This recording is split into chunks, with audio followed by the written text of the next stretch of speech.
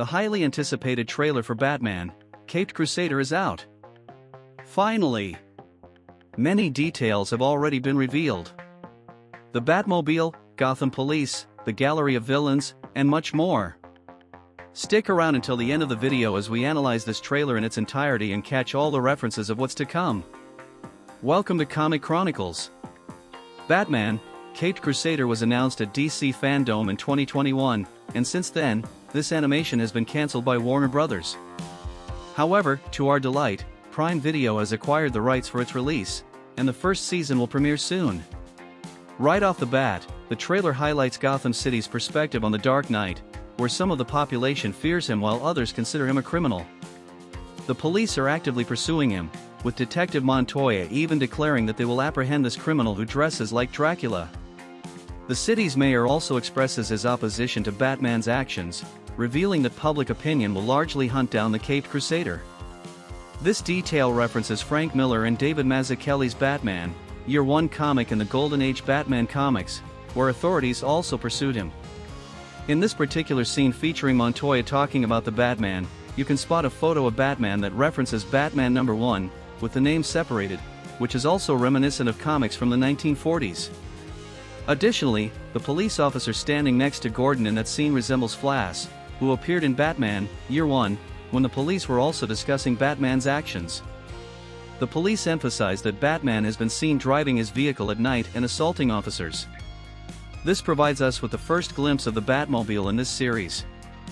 Upon closer examination, the Batmobile resembles its first comic book iteration, a simple red vehicle rather than a stylized car.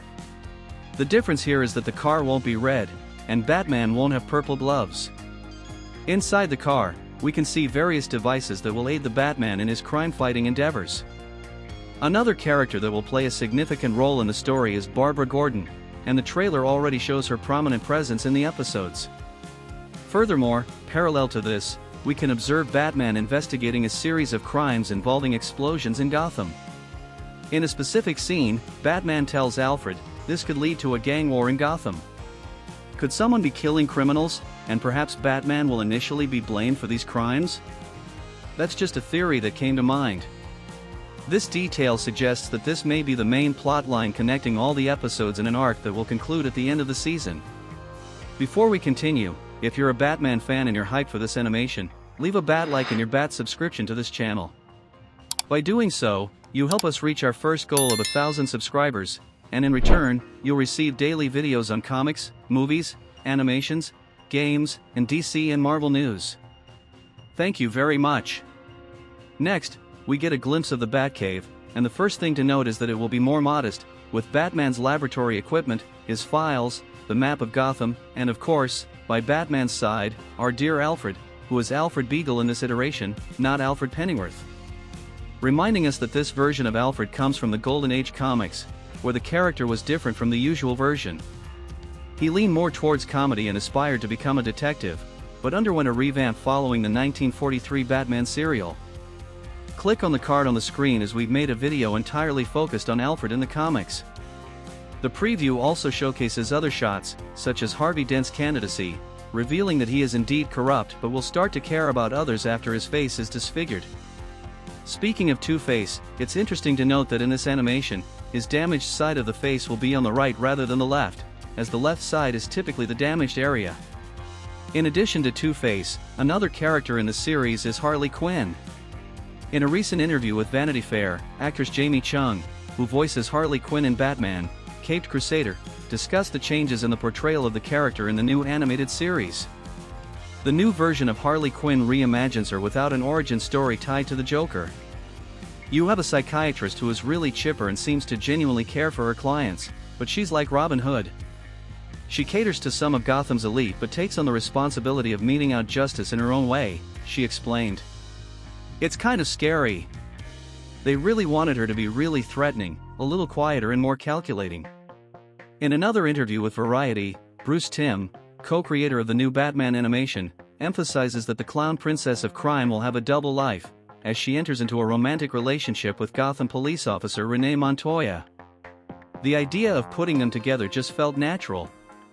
We imagine that as a psychiatrist, Harley's clientele consists of some of the richest, most powerful men in town, and they unload all their problems on her.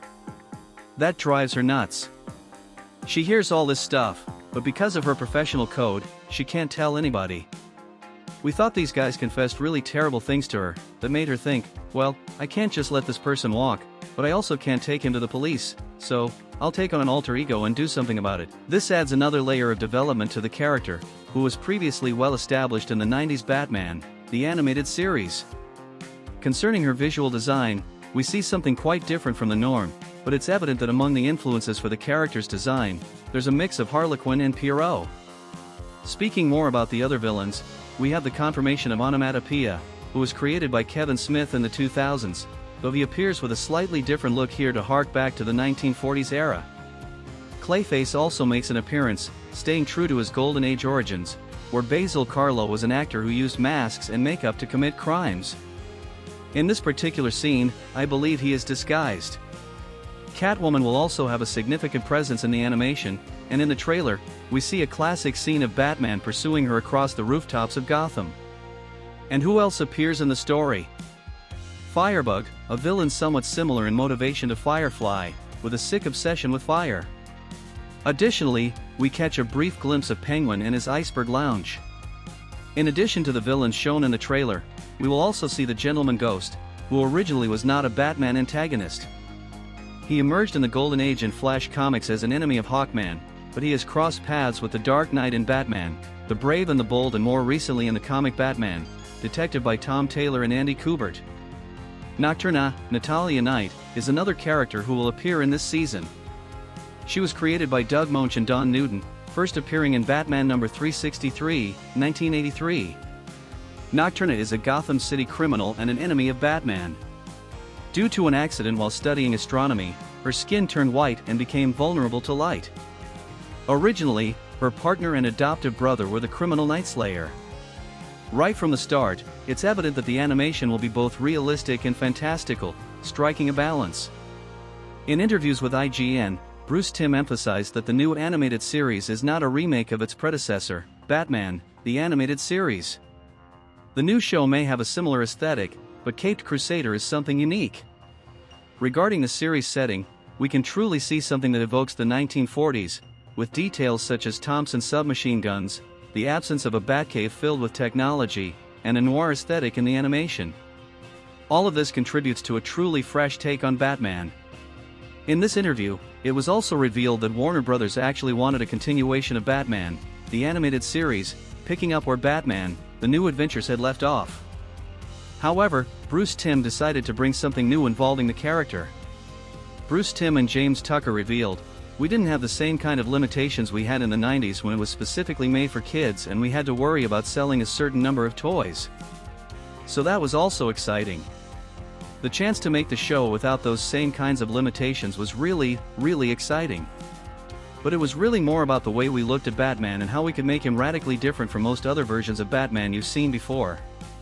Here, it becomes apparent that although the animation is not rated R, it will still be more geared toward adult audiences, with noticeable levels of violence. I really enjoyed the trailer. The soundtrack and color palette are stunning, enhancing the overall atmosphere. The action scenes are also well executed, and we can see a blend of 2D and 3D animation, which we've already seen in X-Men 97 and dates back to the 90s, such as in Batman and Mr. Freeze, Sub-Zero. As for the 3D elements, I personally am not a big fan of the blend, but it didn't bother me in X-Men 97, so I prefer to wait for the animation's release before forming a final opinion on that. The voice acting is excellent, especially Hamish Linklater as Batman. One final detail is that the series will have an overarching main plotline that extends throughout the season, but each episode will feature a different villain. This allows viewers to watch any episode without necessarily being tied to a specific order. The first season premieres on August 1st on Prime Video, with all 10 episodes available simultaneously. Did you like the trailer? What rating would you give this preview? Write your thoughts in the comments, leave a like if you enjoyed the video, and subscribe to the channel. Enable notifications to stay updated on all things DC. Thank you very much, and until the next video.